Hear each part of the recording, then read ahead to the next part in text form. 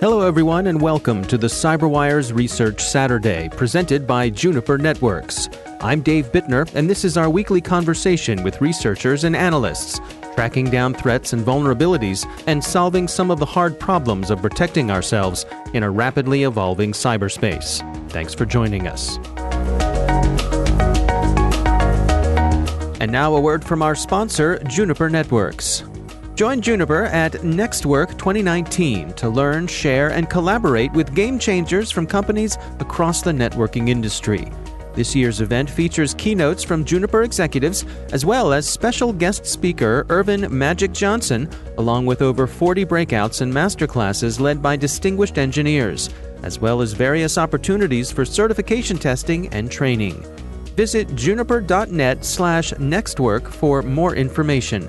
That's juniper.net/NXTWORK. And we thank Juniper for sponsoring our show. And thanks also to our sponsor, Enveil, whose revolutionary zero-reveal solution closes the last gap in data security, protecting data in use. It's the industry's first and only scalable commercial solution, enabling data to remain encrypted throughout the entire processing lifecycle. Imagine being able to analyze, search, and perform calculations on sensitive data, all without ever decrypting anything, all without the risks of theft or inadvertent exposure. What was once only theoretical is now possible with Enveil. Learn more at enveil.com. In most cases, it can be difficult. There's a lot of reverse engineering, a lot of playing with the ransomware. That's Michael Gillespie. He's a programmer at Emsisoft. He's written decryptors for a number of high-profile ransomware strains, and he runs the ID Ransomware website, along with a popular YouTube channel where he demonstrates how he writes his decryptors. Most recently, he wrote a decryptor for the Syrk strain of ransomware. That's where we began our conversation. Lots of various techniques we have to do. Sometimes I can't even reverse it myself. I have to kind of call upon some teammates to help me. In this case, it was honestly a very easy one to reverse. Kind of those difficulties didn't really apply. And what made it easy? Honestly, part of it is just how it was built with a language called .NET. It's just a very easy language to reverse back almost to exact source code. I can just put it into a decompiler and read exactly what the original source code was. There's not a lot of going through a debugger or anything like that in most cases. And so in this case, once you're able to do that and you see the methods that they're using for encryption, what did you discover? So in this one, there was a pretty, I want to say, common flaw with how they handle the key. Sometimes I have to still be vague in case they're still active. Sure. In this case, there's no way for me to know how active they were. Just, based on the infection vector, with it being like a fake Fortnite cheat client. It's also one of those cases where there might not be many victims who report that they're infected. I kind of get this with, there's another ransomware that's extremely large right now that I've been fighting for over a year, that all of the victims come from kind of the same thing, downloading some type of an illegal tool or cheat thing. And they're sometimes not really forthcoming about that. Hey, I'm a victim. I got infected, but I was also kind of doing something dirty. Right. Yeah, interesting. Well, can you give us some insight, sort of the spectrum of what you run into in terms of the range of sophistication when it comes to these folks implementing different types of encryption technologies? Pretty much any and anywhere. I mean, over my career, so to say, I've seen anywhere from, you get basic XORing, or you have a really sophisticated encryption scheme, kind of like the larger players usually do more sophisticated, like Tesla Crypt back in the day was pretty advanced. It used a lot of elliptical curves. Honestly, I worked a lot with the researcher who broke that one, and he actually gave me his detailed notes on it. I understood his notes, but I don't think I'd been able to figure that out myself. Interesting. It was pretty advanced, especially when they got to Tesla Crypt 4.0, when they fixed their flaws. They added additional layers of complexity, and it took me a while. Once he gave me the notes on how he reversed that one, I had a little difficulty because it was multiple layers of elliptical curve technology and a ton of math. You get anywhere from that craziness that's just kind of slightly above my head almost to just like really stupid ones with like a static, here's the exact same key is going to be used every time, or just simple XORing or something like that. They're using sort of off-the-shelf kind of stuff sometimes. Yeah. In terms of like off-the-shelf ransomware, so to say, I have seen some that use commercial products for encryption. One example was a campaign that I think they used the product TrueCrypt, and they used it because it's a secure, actually vetted product, and they just basically abused it, generate some random key, and in that case, we couldn't break it because it was actually a human like on the machine running the malware, copying the key to their clipboard and back, saving it back on their computer. So it's not like the key was generated somewhere that we know of. There's also been, I believe there's one that used a library. I can't quite remember the name, but it was another commercial encryption library. It's somewhat common. I mean, when it comes to using encryption, the best thing, even just in general, not for ransomware, but the best thing is to never spin your own crypto. There have been some ransomware that are hilariously broken because they tried to invent their own crypto. That didn't quite work out for them. I see. So they exceeded their own sophistication when it came to being able to do that. Yeah. I mean, that's why you see a lot of ransomware. Like probably the number one algorithm you're going to see is AES, because that's known to be secure. If they're generating and handling the keys right is another thing, but that's usually where we look for a flaw. If we see that it's using AES and we confirm it's properly implemented, I've seen some custom implementations of AES that were wrong. I think one of them might have led to breaking it. Usually if they get it correct enough, it's not decryptable, at least by breaking the algorithm. I see. Well, walk me through the actual process. When you are presented with a new strain of ransomware and you're initially taking a look at it to evaluate how you're going to go at it, just from the beginning, walk us through how you go about that. I'll throw a shameless plug out here. I do have a YouTube channel where I actually make videos of how I do this. Oh, great.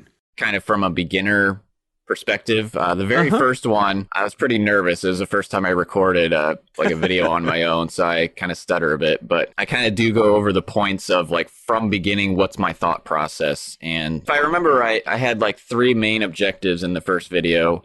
The first one is this a ransomware? Because I'm just giving them, in most cases, I'm just given a executable via victim, and they're just suspicious, thinking, I think this is what infected me. It's not always the case. It might just be that their system just has a crap ton of other malware on it. Oh, yeah. So the first thing is this a ransomware? So I kind of show how, as I'm analyzing it, some indicators. I might like look at the strings in the malware, and I might see parts of the ransom note, or I might see like certain functions that I know are used for cryptography. Those are usually pretty good clues that, okay, this might be a ransomware. My second objective is usually, how can I identify this? So is this a new ransomware, or is it just a rehash of an existing family? Does it leave an extension? What does its ransom note look like? What does the encryption look like? Does it leave a file marker? My main goal for that is for how to identify this on my service, ID Ransomware, so that I can feed some indicators in there to identify when victims upload their files. So then the third thing I keep in mind is, can I break it? I'll look for clues to see, what type of encryption it's using, if it's secure, kind of what their crypto scheme, how they're using the encryption, if they're encrypting keys, if they're doing different layers of encryption with different algorithms, if there's a weak point in that. Then I kind of look into how they're generating the key. Sometimes also just thinking of some outside of the box, like any way of attacking it, basically. Now, when you're doing those comparisons to previously known strains of ransomware, is there any automation there, or is that a manual process, or is it a combination of the two?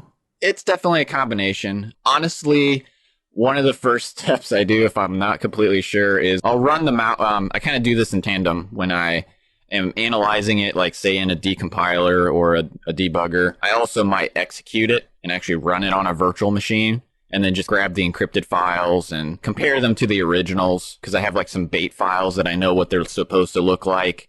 and kind of compare what they look like afterward. I'll kind of be doing that, but I'll also, as soon as I get the encrypted file and the ransom note, I'll actually submit them to my own website.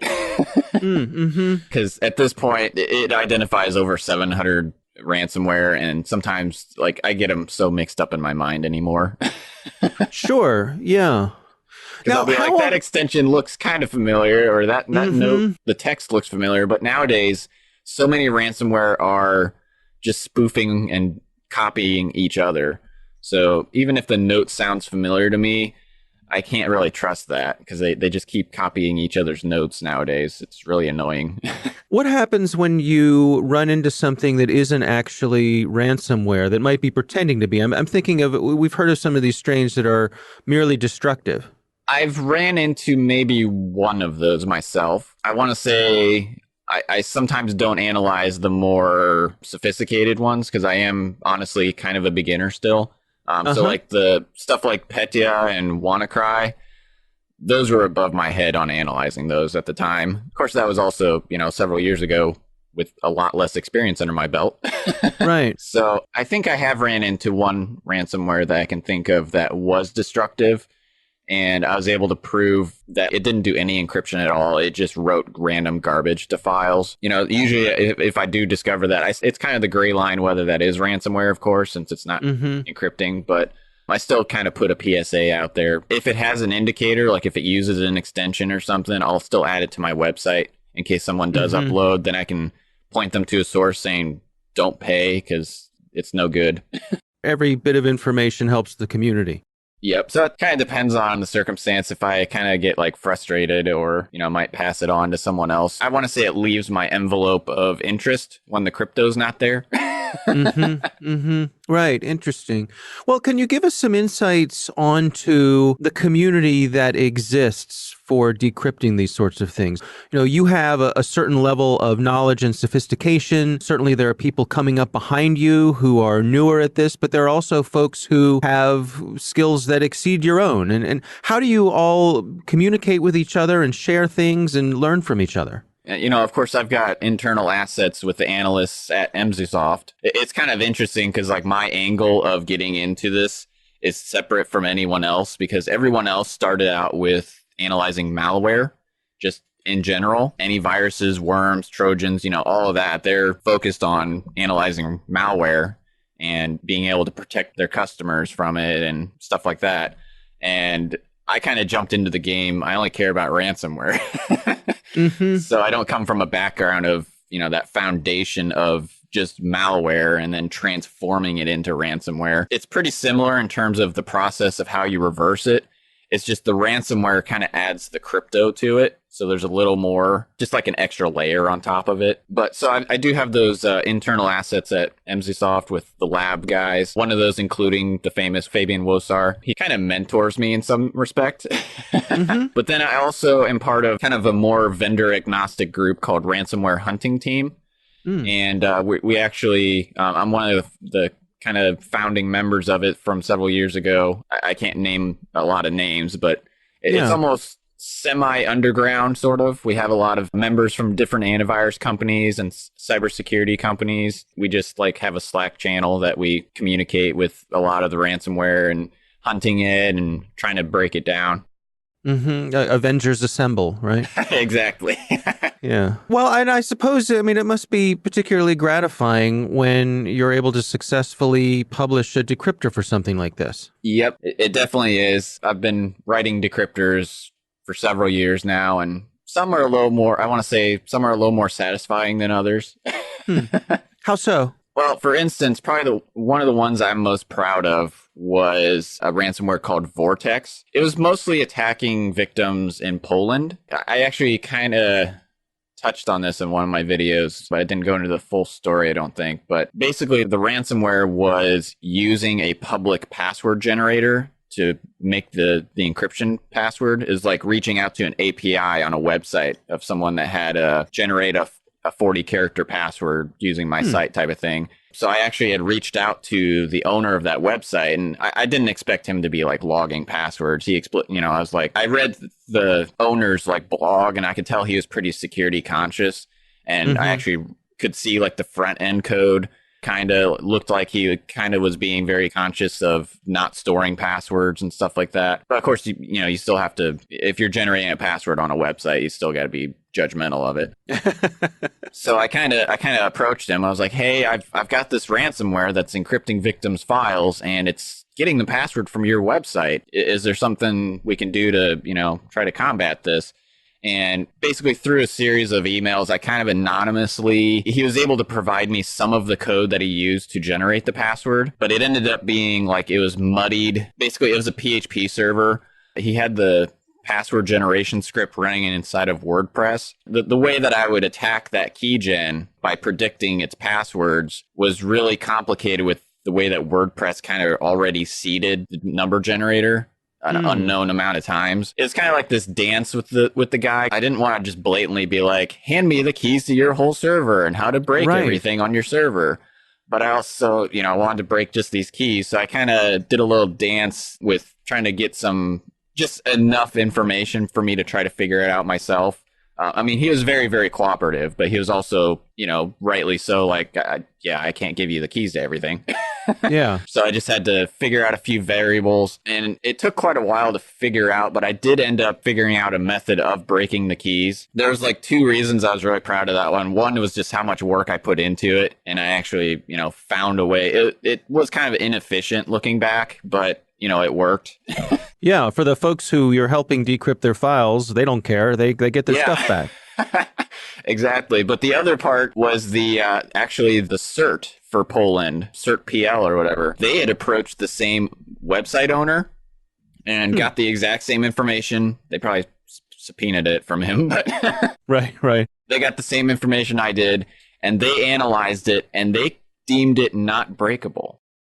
They saw the flaw that I saw, but they thought it was not feasible, I should say. So I kind of had that little inner gloat when I was like, well, I've broken like 100 keys of it.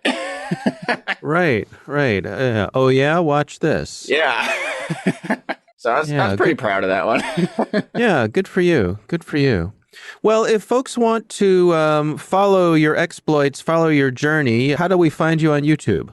On YouTube, my username is DemonSlay335, which is the same as my Twitter. And the website is? Website is ID Ransomware. Kind of has a long URL. It's id-ransomware.malwarehunterteam.com. And really, honestly, you can just Google ID Ransomware, and it's pretty popular. Yeah. Let me ask you one more question, though. Sure. What are your recommendations for folks who think this is something that they want to learn how to do? What's the best way to get started? Honestly, I just kind of jumped into it, is how I did it. There are some resources out there.